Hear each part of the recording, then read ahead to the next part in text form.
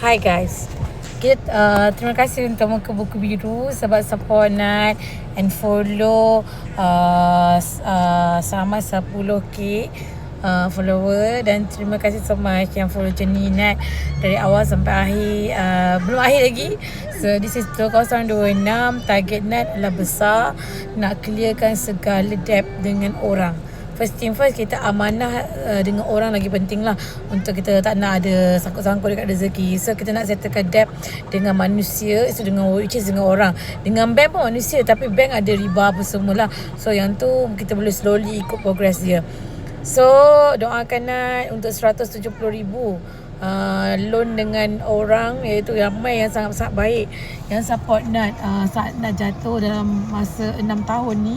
So ramai sangat yang bantu Nat. Alhamdulillah, ala kulli hal. Terima kasih dan terima kasih Allah atas kepercayaan. Bila mana kita buat baik dengan orang, kita tak pernah judge orang, kita tak pernah salahkan orang dari segi apa pun. Allah bagi rezeki yang tak disangka-sangka. Syukran. Okay, syukur, Alhamdulillah. So Nat nak aim untuk TikTok 10k pada bulan ni. So kalau korang supporting, korang support Nat untuk dapat 10k pada bulan ni. Dan bagi Nat rasa macam dekat TikTok ni pun ada juga yang support Nat. Terima kasih korang. So semoga korang semua dipermudahkan urusan, diperderaskan rezeki melimpah ruah. So sesiapa yang nak beli kereta dengan Nat, kereta EV pertama di Malaysia berbentuk Jeep, iaitu style macam G-Wagon apa semua, so korang boleh contact Nat juga. So okay, Nat sales advisor untuk car dekat Seremban 2.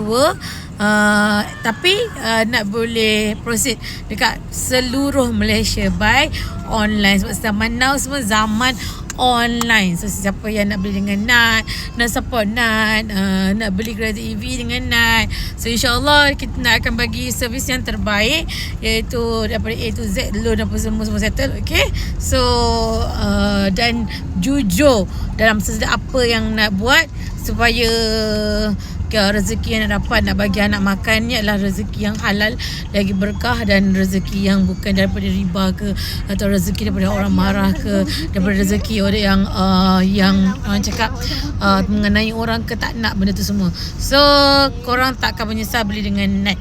Okay, nak cari rumah pun boleh sebab I pun ada rumah, and then nak sambung belajar secara full time. So I ada Ranaku Education. Okay, part time. Ada juga soon kita ada new project dengan kita punya team, iaitu yang akan buat sijil TVET under digital marketing. So stay tune. So insyaAllah ingat Nat, ingatlah apa saja aku buat. Sebabnya kita nak bangkit, kita kena buat semua benda. Alright, okay. Thank you korang. Bye. Assalamualaikum.